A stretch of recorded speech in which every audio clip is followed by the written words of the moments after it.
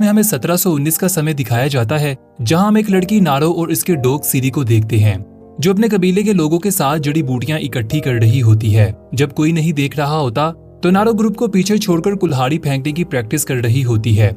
वहीं पर इसे एक बहुत बड़ी डियर के कदमों के निशान नजर आते हैं और वो डियर का शिकार करने के लिए इसका पीछा करती है, और जैसे ही इस पर कुल्हाड़ी फेंकती है तो निशाना चूक जाता है, क्योंकि हिरन आसमान में किसी जोरदार आवाज की वजह से वहां से भाग जाती है। नारो डियर का पीछा करती है, लेकिन तभी इसके कुत्ते की पूंछ किसी फंदे में फंस जाती है। हिरन को बुलाकर वो अपने डॉग को मेडिसिन लगाती है। तभी अचानक फिर से उसे आसमान से वही आवाज सुनाई देती है। जब वो ऊपर की ओर देखती है तो इसे बहुत बड़ी एलियन शिप दिखाई देती है, जो इसने पहले कभी नहीं देखी होती। नारो इस शिप को एक बहुत बड़ा परिंदा समझती है। इसके बाद नारो अपने भाई ताबे से मिलती है और इसके साथ शिकार पर जाने की रिक्वेस्ट करती है। इसका भाई हैरान होता है, लेकिन वो उसे साथ ले जाने के लिए मान जाता है।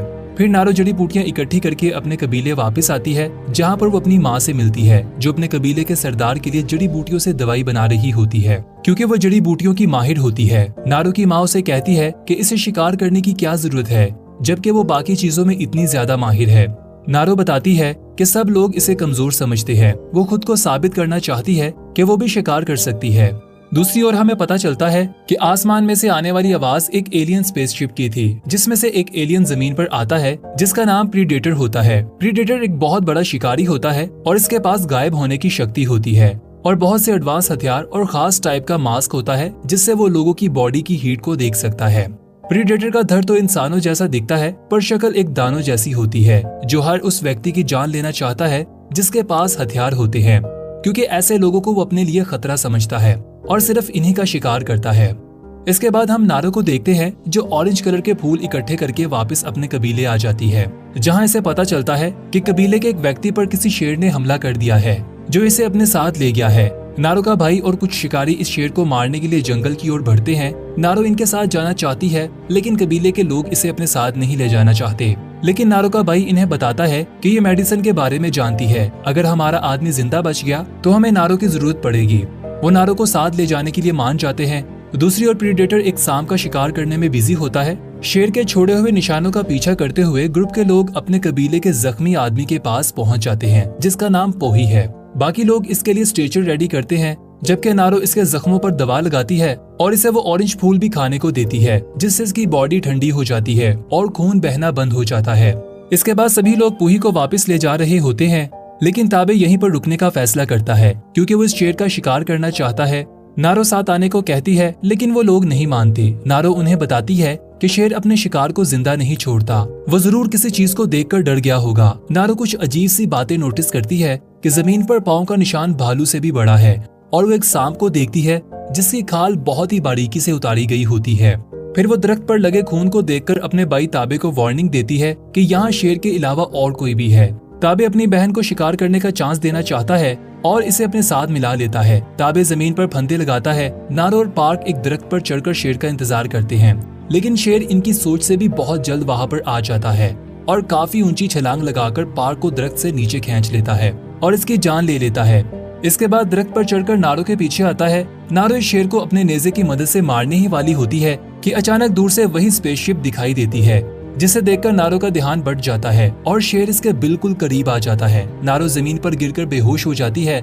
इसके बाद उसकी आंखें खुलती है और वो खुद को कबीले में देखती है, जहाँ इसकी माँ इसे बताती है कि ताबे इसे यहाँ पर ले आया है और बताती है कि उसकी दवाई के कारण पोही की हालत अब काफी बेहतर है। वो नारो से कहती है कि उसे शिकार करने की बजाय मेडिसिन के काम में दिल लगाकर काम करना चाहिए, क्योंकि वो ये काम बखूबी जानती है। तभी वहाँ पर ताबे आ जाता है, जिसने अपने कंधों पर शेर की लाश को लटकाया होता है। कबीले का सरदार ताबे की बहादुरी पर इसे मुबारकबाद देता है। नारो अपने भाई से कहती है कि इस शेर के अलावा भी जंगल में एक खतरा मंडला रहा है, जिस पर ताबे उसे बताता है कि इसने इसे हंट करने का मौका दिया था, लेकिन वो इसमें फेल हो गई और अब वो दोबारा ये जोखिम नहीं उठाएगा। इसके बाद अगली सुबह रूल्स के खिलाफ जाते हुए नारो अपने कुत्ते सीडी के साथ घने जंगलों में इस खतरनाक चीज की खोज में निकल पड़ती है, जहां इसे और भी ज्यादा सबूत मिलते हैं, जैसे ग्रीन रंग का खून और फिर से वही बड़े पंजों के निशान। प्रीडेटर भी वहां से दूर नहीं होता और इस बार वो एक वुल्फ का शिकार करता है और इसके स्केल से अपना मास्क बना रहा होता है। नारो फिर से शिकार की प्रैक्टिस करती है। उसे रियलाइज होता है कि हर बार इसका निशाना चूक जाता है। इस प्रॉब्लम की सोल्यूशन के लिए वो एक रस्सी बनाती है और कुल्हाड़ी से बांध देती है। इसके द्वारा इसे निशाना लगाने में हेल्प मिलती है और इस बार वो शिकार करने में कामयाब हो जाती है और काफी सारे खरगोश मारकर अपने और अपने कुत्ते सीरी का पेट भरती है।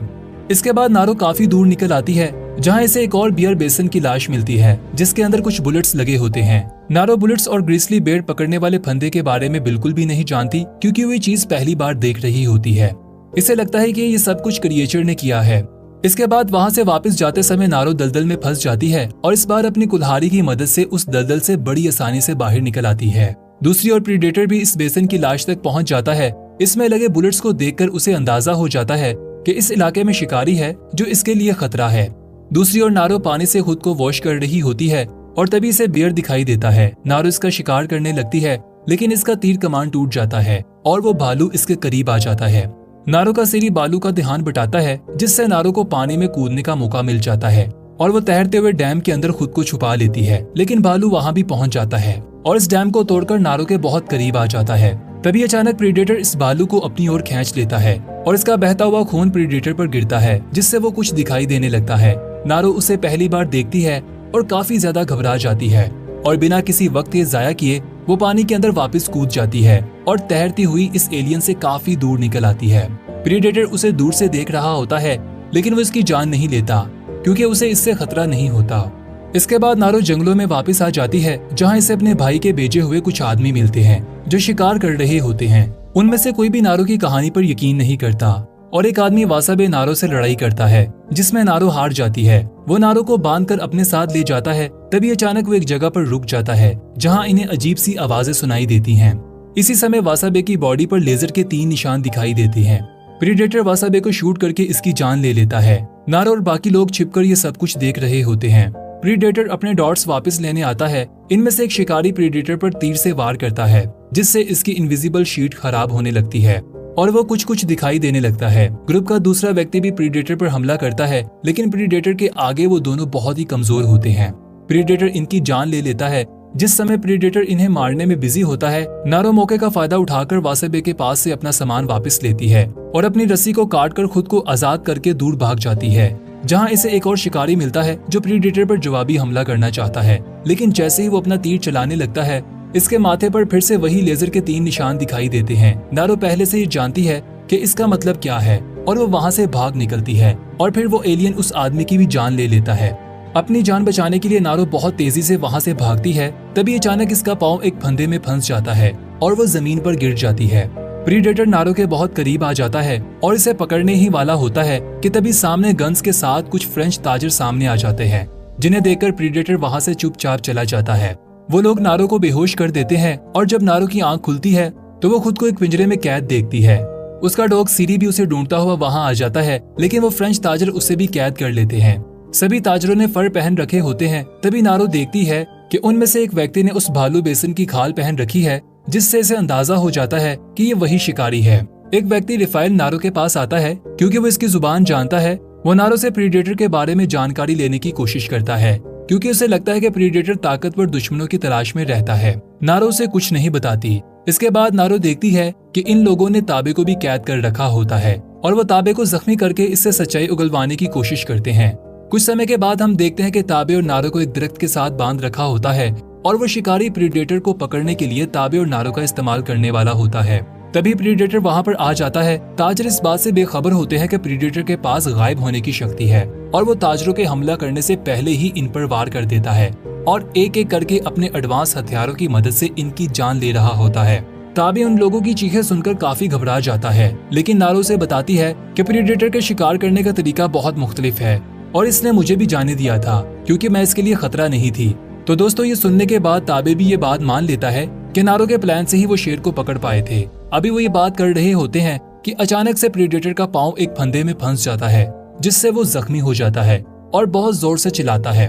ताजर उसे जाल की मदद से पकड़ने लगते हैं लेकिन अपने घातक और एडवांस हथियारों का इस्तेमाल करते हुए प्रीडेटर इस फंदे से आजाद हो जाता है और इन पर हमला करके इनकी जान ले लेता है और गोलियों से बचने के लिए एक शील्ड की मदद लेता है। वो फंदा नारो के करीब आकर गिरता है जिसकी मदद से वो दोनों रस्सी काटकर खुद को आजाद कर लेते हैं। ताबे घोड़ा लेने के लिए वहां से निकलता है जबकि नारो अपने कुत्ते की तलाश में आगे बढ़ती है और दूसरी ओर प्रीडेटर एडवांस बॉम्ब्स की मदद से बाकी लोगों को नर्क भेज देता है। नारो ताजरों के कैंप तक पहुंच जाती है, जहां वो लोग अपना सामान लेकर वहां से भाग रहे होते हैं और नारो के डॉग सीरी की जान लेने ही वाले होते हैं। तभी नारो वहां आकर इन पर हमला कर देती है और एक एक करके इनकी जान लेकर अपने कुत्ते को बचा लेती है। तभी वो देखती है कि रफाइल, जिसकी एक टांग कट चुकी है, नारो से मदद करने को कहता है और इसके बदले में वो इसे गन कैसे चलाते हैं ये सिखाने की ऑफर करता है। नारो ये ऑफर मान जाती है और उसके बदले में इसे मेडिसिन देती है और वो ऑरेंज फूल भी देती है। नारो को प्रीडेटर का एक एडवांस हथियार भी मिल जाता है, जिसे वो अपने पास रख लेती है।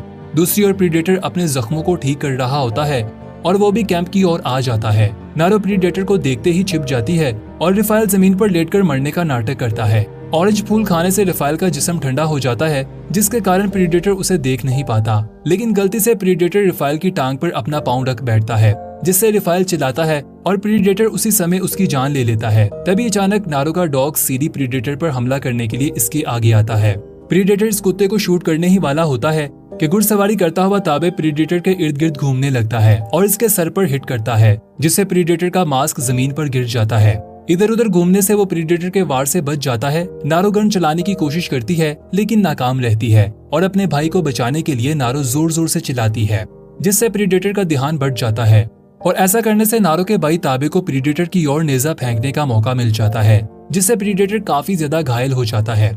इसके बाद प्रीडेटर और ताबे के बीच में काफी कमाल की लड़ाई देखने को मिलती है, लेकिन इसी समय प्रीडेटर फिर से गायब होने के लिए अपनी शील्ड को ऑन कर लेता है। प्रीडेटर ताबे को पीछे की ओर से वार करता है, जिससे ताबे बहुत ज्यादा घायल हो जाता है, लेकिन ताबे अपनी आखिरी सांसें लेते हुए भी अपनी बहन की रक्षा करने के लिए प्रीडेटर की टांग पर हमला करता है, जिससे नारो को वहां से भागने का मौका मिल जाता है।